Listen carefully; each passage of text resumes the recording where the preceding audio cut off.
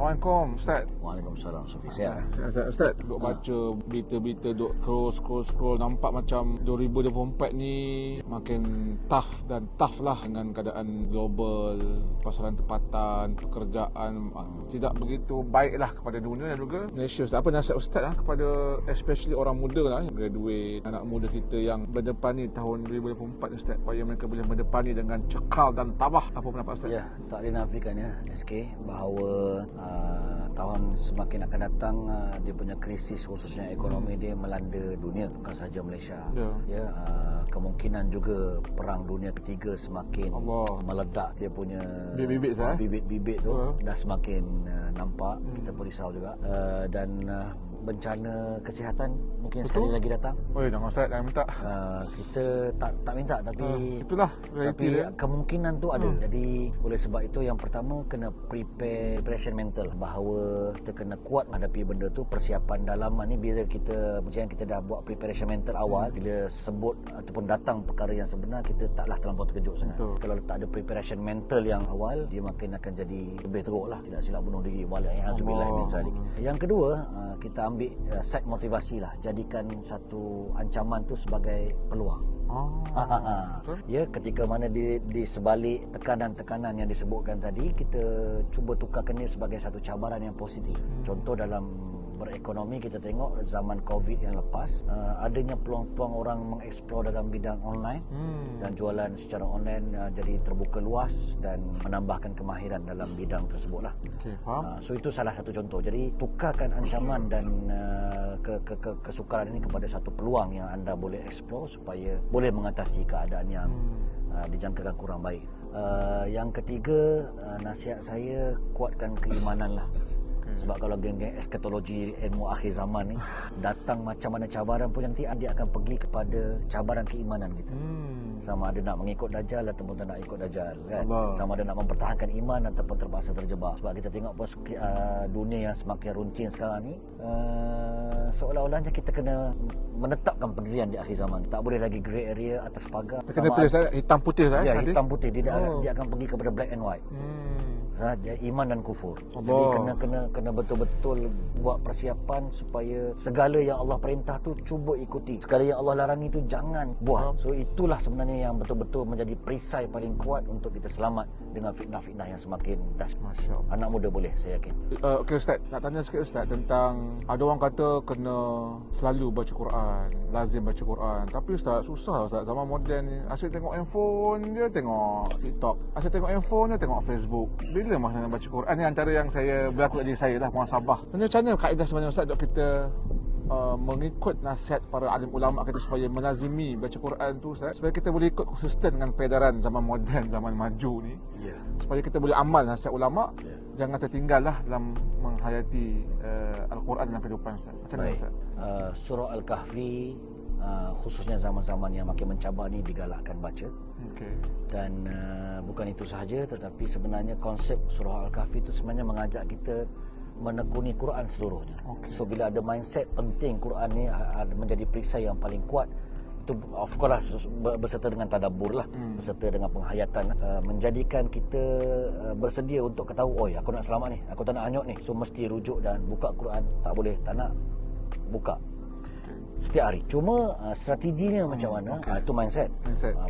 Skill set dia macam mana, skill dia macam mana. Saya faham SK cakap tadi tu, ketika mana kita ni gadget ni boleh katakan kalau hilang barang tak takut lagi kan. Tapi kalau hilang handphone jam kan.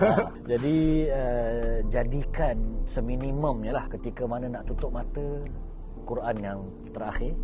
Ketika mana buka mata awal, Quran dahulu. Maknanya ketika mana kita bangun pagi, kita tahu mungkin ada banyak WhatsApp, banyak notification. Sabar dulu, dulu.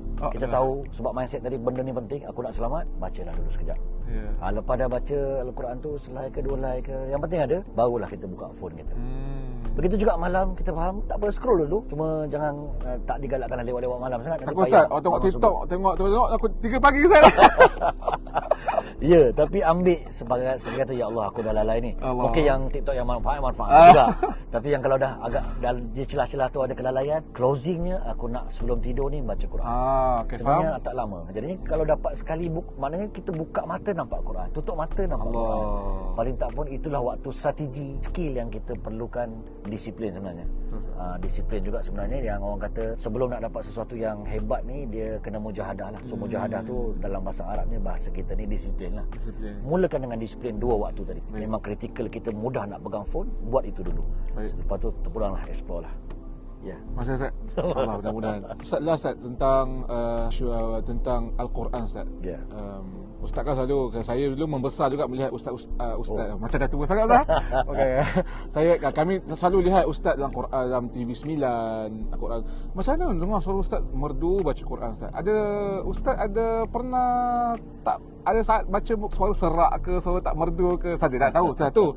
Macam nak jaga maintain suara tu Ustaz supaya kita, bukanlah kata orang kata sebaik-baik bacaan pilih bacaan terbaik kan Ustaz kan, imam pun. Ya. Maksudnya macam mana nak menjaga, ada ramalan tak Ustaz untuk kami nak tahulah untuk menjaga suara supaya merdu dan sedaplah membaca Quran Ustaz. Ya. Pertama ramai yang mungkin perasan tak perasan lah. Sebenarnya anugerah suara sedap ni dia gifted. Okey. Kan? Dia gifted.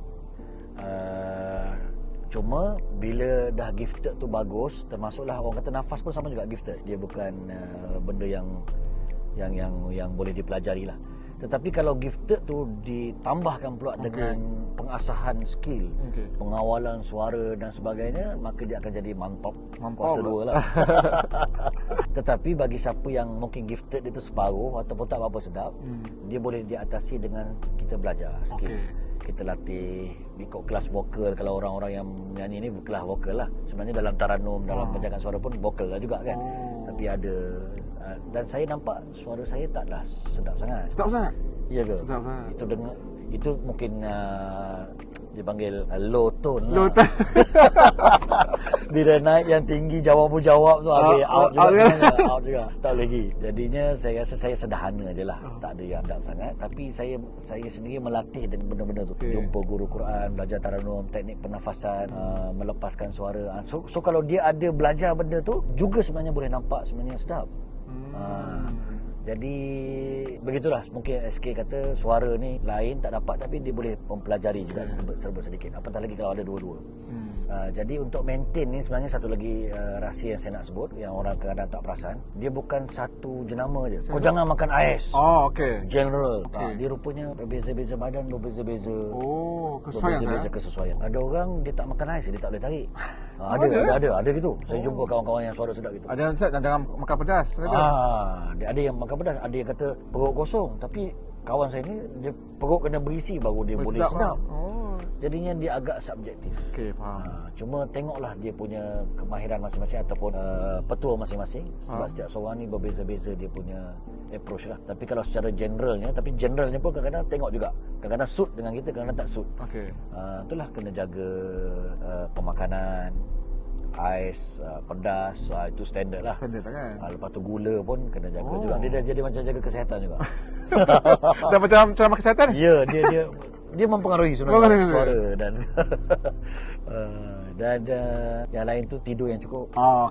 Sebab saya pernah jumpa kata kenapa dah tak boleh keluar ni, sebab hari tu ada sekali tu pakai suara banyak sikit, tak boleh keluar, dah cuba minum, dah cuba macam makan apa semua tak jadi. Cuba tidur. ambil sekejap 5 minit keluar balik suara. Macam tu. So tidur pun itu yang saya kata dia ada kaitan rapat dengan kesihatan juga. Tidur yang cukup, rehat yang cukup, makan jaga, insya-Allah. Faham. Mantap. Mantap guys.